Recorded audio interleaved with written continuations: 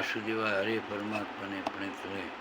આજે આપણે આપણા જે કર્મો છે, કર્મના સિદ્ધાંતો, એના વિશે થોડીક આપણે ચર્ચા કરીશું. એટલે કર્મોની કર્મ, સંચિત કર્મ અને પ્રારબ્ધ કર્મ. હવે એમાં એવું છે કે એક વખત ફૂંકેલું પાછું ગળાતું નથી, તેમ એક વખત બોલાયેલું વચન પાછું ખેંચાતું નથી.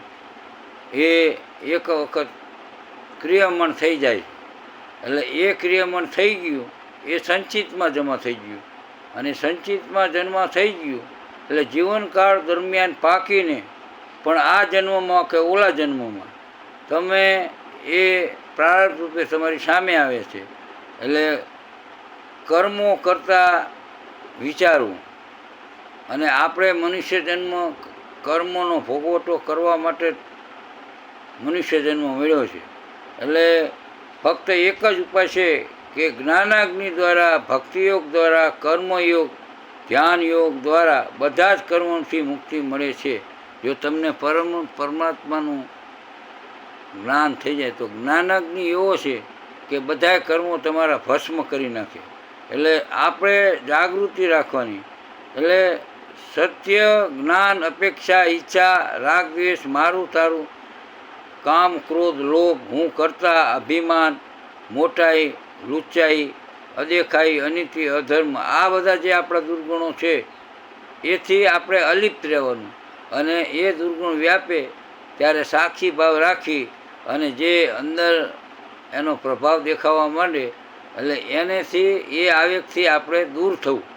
પરમાત્માને પામવા માટે આપણે જાગૃતિ કરવાની જરૂર છે. આપણે પોતાનું જો જ્ઞાનોદય દ્વારા, જ્ઞાન અગ્નિ દ્વારા આપણે જાગૃત થઈ અને આપણો મનુષ્ય જન્મ આપણે સાર્થક કરવાનો છે. એટલે એમાં એવું છે કે સંપૂર્ણ ભક્તિ, ઈશ્વરની શરણાગતિ, અને ઈશ્વરની શરણાગતિ કરો એટલે તમારામાં જ્ઞાનાગ્નિ આપોઆપ પ્રગટ થાય છે. અને એ હિસાબે તમને આનંદની અનુભૂતિ થાય.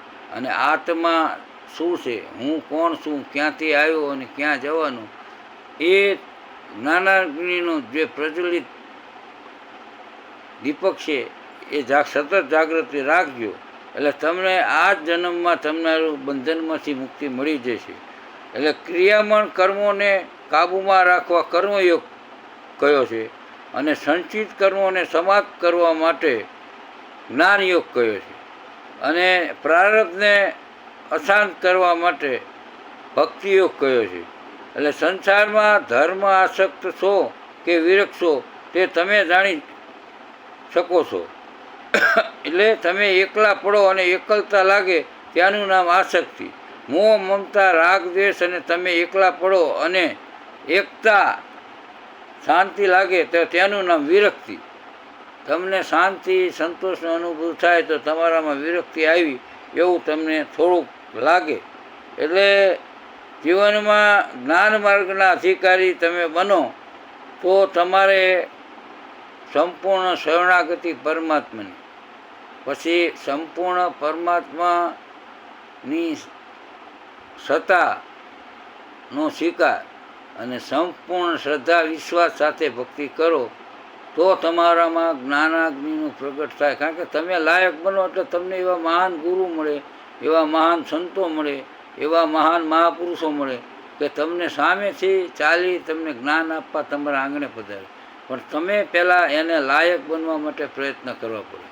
આપણે જગતમાં આવ્યા છીએ તો નકરા કર્મ કરવા કે કુટુંબ પરિવારનું ભરણ પોષણ કરવા ફક્ત નથી આવ્યા. આપણું પોતાના કલ્યાણ ઈચ્છવા માટે આપણે ભક્તિયોગ, જ્ઞાનયોગ, ધ્યાનયોગ દ્વારા અનાસક્ત ભાવે જગતની સેવા કરી અને આપણું કલ્યાણ આપણે કરવાનું છે. જ્ઞાન મેળવવા તમારું પાત્ર તમારે શુદ્ધ કરવું પડે.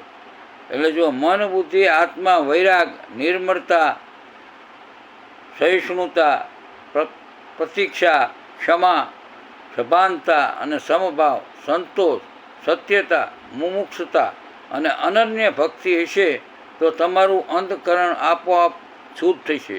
અને અંતઃકરણ શુદ્ધ થશે એટલે તમારે આત્માની અનુભૂતિ થશે અને તમને આનંદની અનુભૂતિ મળે. એટલે પરમાત્માની પ્રાપ્તિ માટે 3 માર્ગો કયા છે? કર્મયોગ, ભક્તિયોગ અને જ્ઞાનયોગ. આ જે છે એને ચોથો રાજયોગ, એટલે જેના દ્વારા તમે પરમાત્માને પામી શકો. એટલે ભગવાનને પામવા માટે વસ્તુ જો તમે તમારી સામે દાખલા છે, જે અનુકૂળ હોય તે માર્ગના અધિકારી હોય તે પ્રમાણે જાતે નક્કી કરીને માર્ગ સ્વીકારી સ્વેચ્છાએ એનું અનુસરણ કરવું. અર્જુનને કર્મયોગનો અધિકારી કહ્યો છે, વિદુરને ભક્તિ માર્ગનો અધિકારી કહે છે અને ઉદ્ધવજીને જ્ઞાન માર્ગના અધિકારી કહ્યા છે. એટલે જે વસ્તુ જે તમારા જીવનને અનુરૂપ હોય, જેને તમે વિશેષ ભાવના તમારામાં પ્રગટ થતી હોય એ માર્ગ સ્વીકારી લેવો. એટલે ભક્તિ, જ્ઞાન, કર્મ, પણ આ બધામાં તમારે સંપૂર્ણ ઈશ્વરની શરણાગતિ વિના છૂટકો નથી. અને નકરી વેવલા ભક્તિ એ નકામી, સાથે સાથે જ્ઞાન ભક્તિનો પણ ઉપયોગ હોય. અને નકરી જ્ઞાન ભક્તિ એ નકામી, સાથે સાથે પ્રેમ, સ્નેહ, ભક્તિ, પ્રેમ આ બધું હોય તો જ તમારામાં જ્ઞાન પ્રગટ થશે.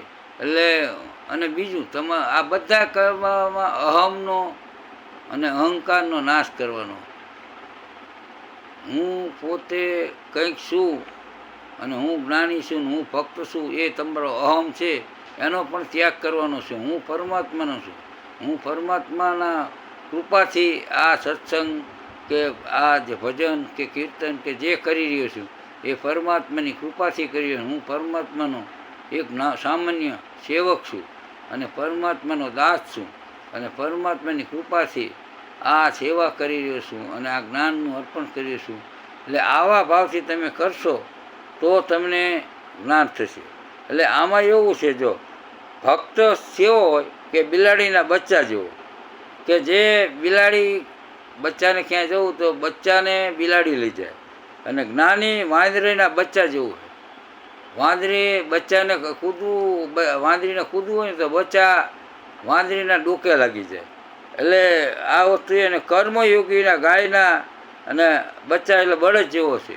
એટલે સતત કર્મ કરે રાખે અને પરમાત્માને પામે રાખે. હું કંઈ કરતો નથી એવો ભાવના રાખે એટલે આપોઆપ એ જ્ઞાનને પામી જાય છે અને પરમાત્માની કૃપા મળો. બોલો સચ્ચિદાનંદ.